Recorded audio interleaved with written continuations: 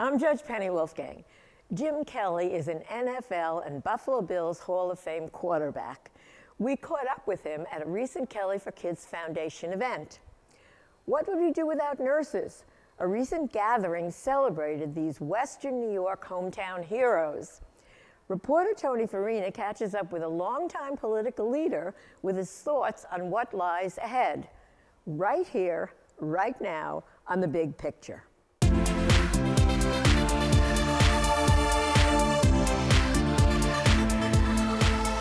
Hello, everyone, and welcome to the program. For decades, Jim Kelly led the Buffalo Bills on the football field. During that time, he started his Kelly for Kids Foundation, which remains a vital part of our community, raising funds for various children's charities. I've been honored to be on the board from the beginning.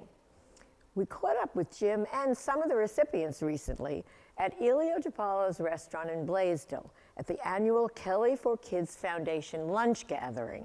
Hey, Jim, how about those Buffalo Bills? What about them? Let's go, Buffalo. Okay, what do you think? As far as... What do you think about the season and how did it end up this way? Well, bottom line is they never gave up. I mean, just like everybody, you know, you go through time during the course of the season where you have injuries, you want to be able to next man up, the old cliche, but the thing is, they are fighters, and I love how Coach McDermott's got them ready to play. Josh is leading them like quarterbacks are supposed to, but he's stepping it up, and I love watching him. I'm excited to watch him. I mean, his athletic ability running reminds me of mine. Yeah, I know. I was saying that the other day. Yes, it does. It reminds everybody of you. Well, the bottom line is, for him, he is an amazing athlete. I wish I was an athlete like he was, but you know what? He's done a great job. He continues to strive for the ultimate goal, but you have to take it, as we all say, one game at a time. We'll see what happens. I want to talk about our group here because, as you know, I've been with you from the very beginning as a member, and I'm so proud of all the accomplishments that we have group, Kelly for Kids, has over the years. How did we determine to give the grants to a large amount of groups instead of just one, as most people do? Yeah. Well, we understand how important each individual group is. I mean, we give to about 4 or 5 boys and girls clubs right here in Western New York. We give to so many different organizations, but the thing is, they don't always get support from everybody else. So we try to give it out. And as you all know, Penny, we get over 100 applicants, and we have to narrow that down. This year, I think we're giving out 60, maybe a little few more than that. Almost $400,000 are going to these charities today. And you know, what I think I wanted you to explain is how a little bit of money, what seems like a little bit, can make a big difference to these smaller groups. Oh, totally. Because some groups ask for $2,500. Of course, there's groups that ask for $15, $20, but we want to make sure that we spread it around. We give what we feel they need, and sometimes we give a little more, and sometimes we give a little less, but the bottom line is that it helps everybody out. And as you well know, having this luncheon at Ilio's, each and every year we do it. You hear from 5 or 6 groups on what the money goes to, but everybody in this room learns about each other and what they're doing, so it helps. It makes it so rewarding to us, feeling that it makes a difference in many ways to so many small organizations here in Western New York. Yeah, it does, and you just hit the nail on the head. I mean, that's what you have to do. You have to, not what you have to do, but what you want to do is be able to help those organizations that might be struggling. But it's for kids, and whatever it does and whatever we can do to make it better for that foundation or for the kids, we do. You know, Jim, you have come here years ago from another area, and all these years you have been so important to the members of this community. How does it feel to have made such a difference? Well, I've grown to understand the phrase, make a difference today for someone fighting for their tomorrow. There's so many people out there, whether they're parents of a special needs child or whether there's some kids that, don't have the right family home. Whatever the case may be, we're there to help them out. But I can't do it alone. I mean, my office, Tricia, Dennis, Ashley, all the people like you that have been on the board for 37 years, wow. You guys understand because you see what the money goes to. You see the smiles it puts on some of these people's faces when they receive that check for $5,000, like, wow. So that's what you want to see. You want to see the wow factor. And your spiritualism and you and your family have really made a difference. And does it make a difference to you as well? Oh, yeah, totally. I mean, that's why I'm still here. I mean, I travel the country speaking. I do the cameos all the time now. And, I told you that line before, make a difference today for someone fighting for their tomorrow. And long story short, I had a gentleman approach me about 4 or 5 years ago after I spoke. And he said, I just want to let you know that I did not want to see tomorrow. But listen to what you had, what you've been through, and, the way you handle it. I can't wait for tomorrow. So that in itself makes me want to continue to do what I do.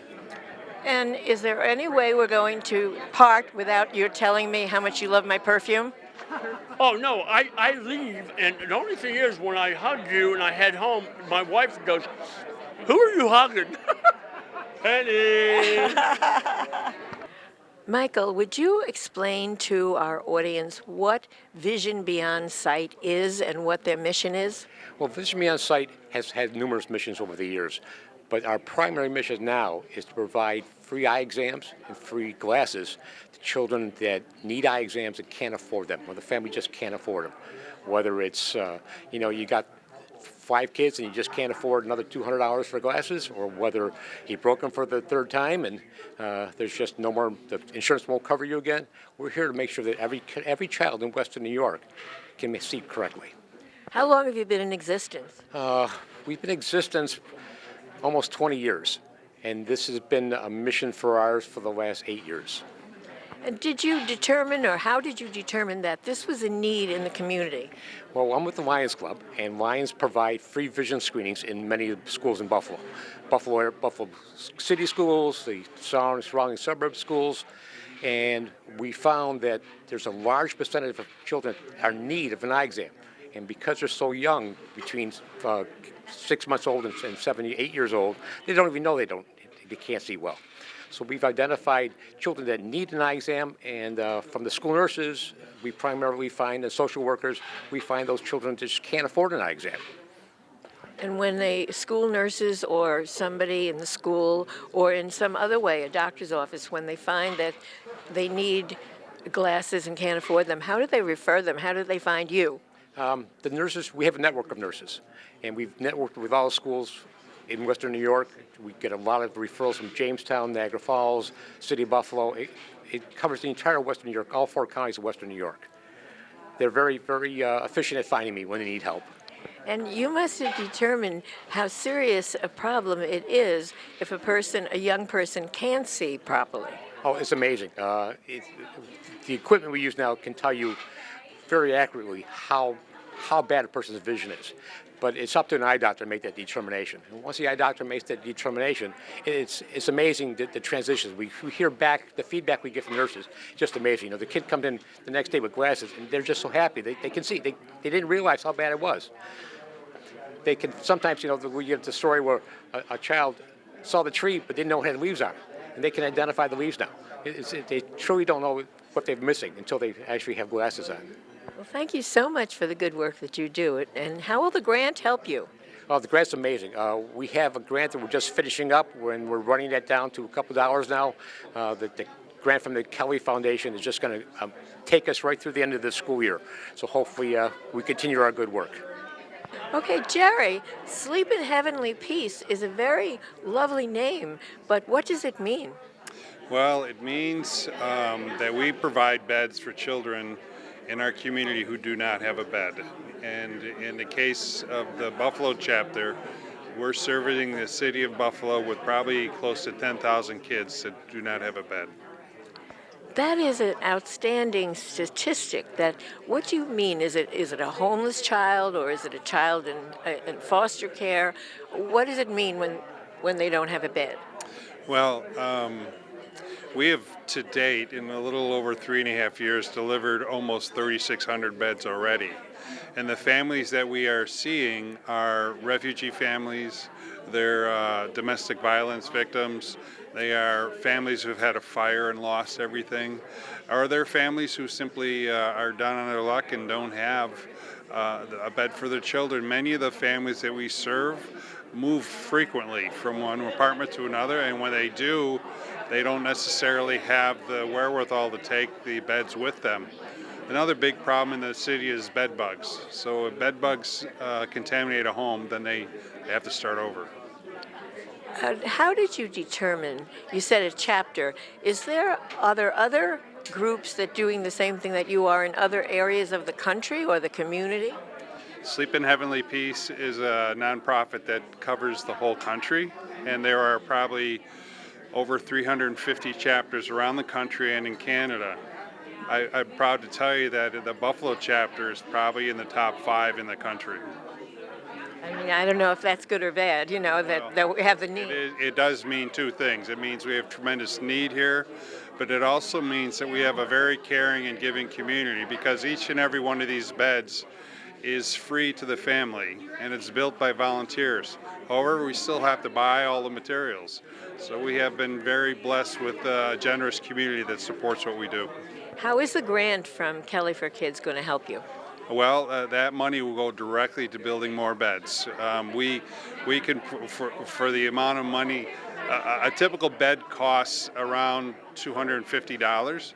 So we can use that money to buy beds, and a bed for a child is complete with a mattress and all the linens and a pillow and comforters. So it's a new bed, complete. We thank you so much for all that you do. Well, thank you for giving me the time to tell our story. If you would like to make a touchdown for the kids, find out more at this website, kellyforkids.com. We'll be right back.